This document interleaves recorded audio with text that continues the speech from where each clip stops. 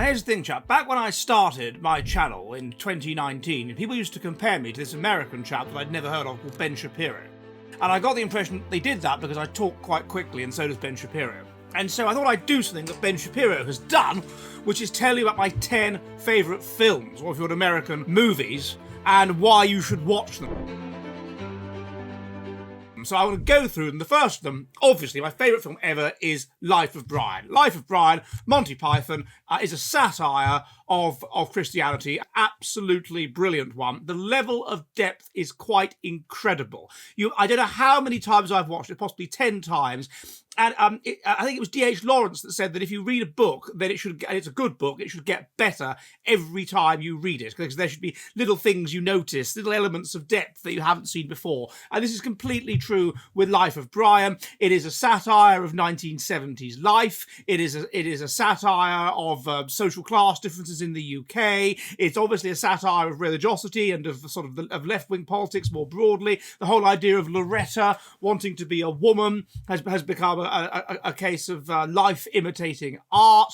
There's all kinds of other fascinating little nuggets that you just about notice. The making fun of people with speech impediments. The satire of sort of politics based around trade unionism and Welsh people and splits within the Judean People's Front and the People's Front of Judea.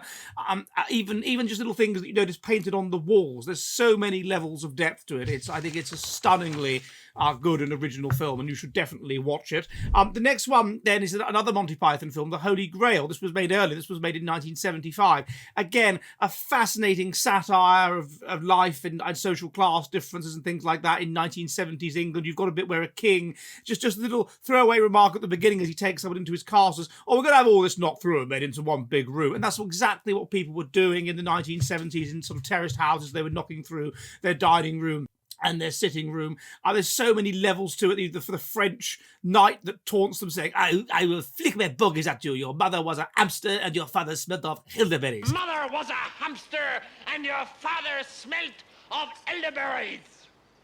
There's just so many levels to it. Again, I cannot emphasize enough how the Knights That Say Knee, whatever, there's just so many levels to it. It's something new every time you watch it. It's perhaps not quite as good as Life of Brian because there isn't as much of a sort of a coherent plot. And in the end, it turns out they're basically just modern day cosplayers that are dressing up, that are pretending to be knights just for a laugh, or all this sort of thing. It really is worth watching. So that's that one.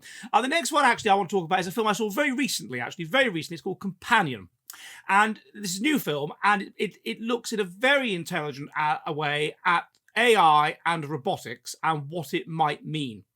And we see the film from the perspective of a robot, basically a sex robot, a very realistic sex robot, who realizes that it, through various problems with her functioning and whatever, who realizes that is what she is. And how then she acts and what she does and so on. And in many ways, it's better than a film that, in some ways, it's kind of almost like the sequel to, even though it's not written by the same person. There's a film by Alex Garland called Ex Machina, which is very serious. Now, this Companion has lots and lots of comic elements, which in a way makes it easier to enter into the world of the fantastical, or to enter into the world of science fiction, and it really does think about in considerable depth the possibilities of what it might mean if you had AI sex robots. And what that would mean, and how they would think, and how they would feel, and would they think, and how they would eventually think, and how you could abuse them, and how you could take advantage of them. And it raises some very important questions. So that's Companion. I was very impressed by that. Another sci-fi film that I very much like was from about 25 years ago, and it's called Vanilla Sky. It's with Tom Cruise, and I've actually looked at this in one of my books, Woke Eugenics. The idea that we could get to a point where we could basically have artificial intelligence and so on of a sufficient level that we could just plug ourselves into an alternate reality that was so realistic it was sating, and just live in that alternative reality. And it raises the questions of what that would mean, how you would get to that point, what kind of people would do it, and what kind of things could go wrong if you're living in a perpetual alternative reality. So as a rule, I don't like made up stuff. When people ask me to talk about films, as a rule, I don't really want to. I don't particularly. I'll watch films as something to watch when I'm having wine with the wife or something because she quite likes them, and it's a compromise normally that she'll want to watch something made up, and I'll want to watch something that I might learn from.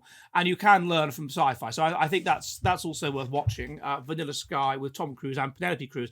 I liked it so much that I watched the original Spanish version, which also has Penelope Cruz in, and which in some ways is better. Next one I like is Bill and Ted's Bogus Journey. Not Bill and Ted's Excellent Adventure like you might expect me to say. No. I think that the sequel is better. The sequel is funnier.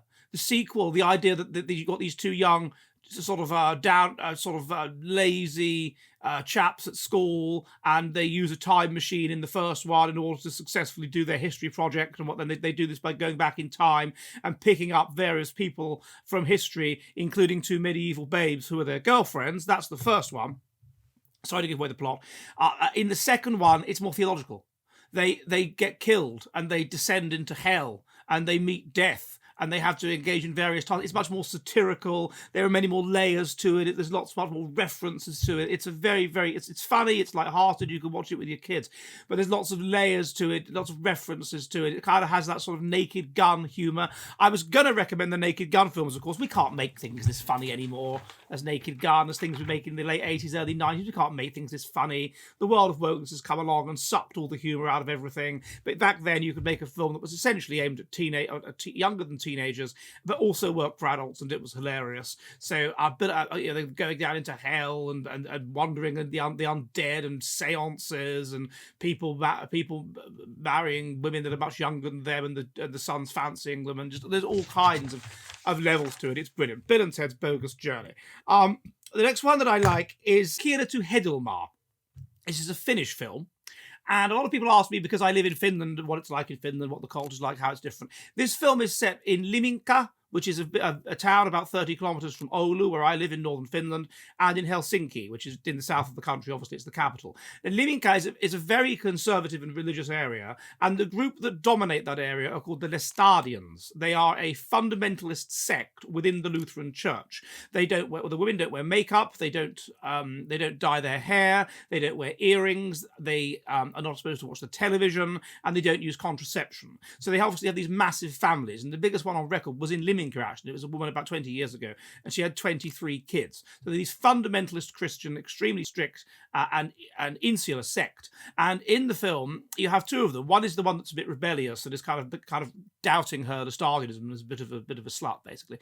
And the other one is the much more conservative one, who's kind of almost sent to keep an eye on her. And they go to Helsinki to work for the summer, and they live in a sort of a flat together, essentially, and to work as cleaners for the summer. And it's about their kind of awakenings, their awakenings into adulthood, their getting to know the non-Lestadian, non-fundamentalist world, their self-understanding, all this kind of thing, and it has some amazing twists to it. So it's very well done, and it's very worth watching, and gives you a fascinating insight, if you want it, into Finnish culture, and in particular into the culture of northern Finland. The next one, I think, let's keep them there. Yeah, Naked Gun. All the Naked Gun films are brilliant. Again, it's this sort of level of sort of benevolent sexist humour that you can't really do these days. Incredibly funny satirical things, like avant-garde stuff, like somebody falling out of a window many floors, landing on the awning of a door awning in a hotel, bouncing off, and then just being eaten by a lion that's randomly there. A couple putting on condoms that are human size and trying to have sex. I mean, just all kinds of satirical, avant-garde, surreal stuff.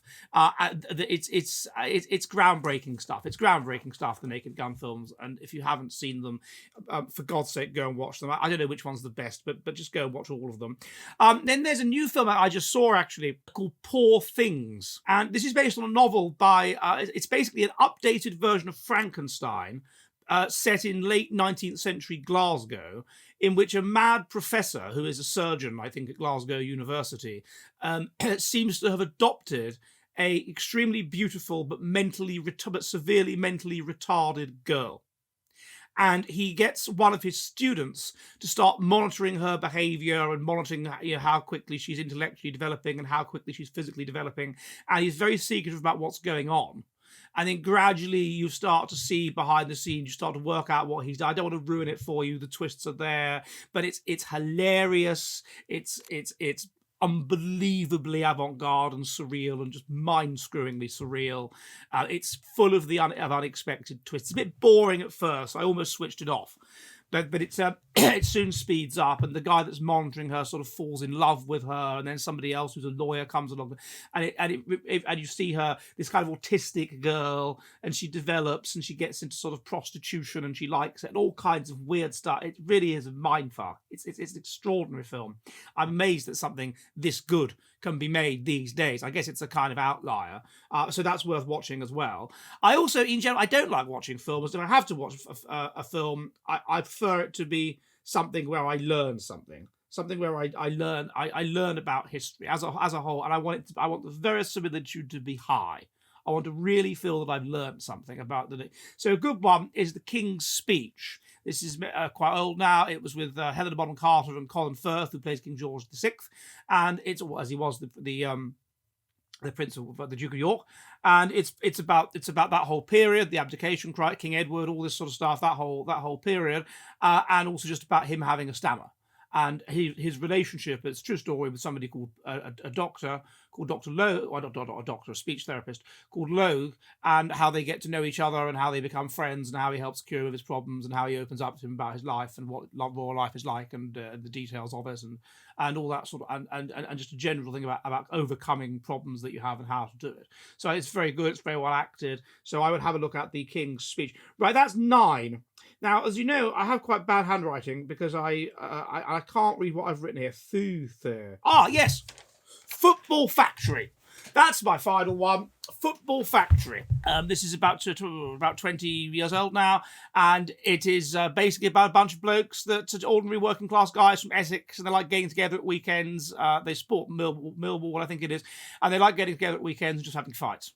And it looks in a very interesting way at sort of British underclass life, the culture by which they live, the code via which they live. It's quite funny. There's lots of humorous scenes or whatever. It's a kind of a dark comedy, and you just get to know this cast of characters, these cast of underclass characters that are mixed up in drug dealing and stuff like this. It's witty, it's funny, it's clear, it's crisp, it's enjoyable. It's worth watching. So, Football Factory.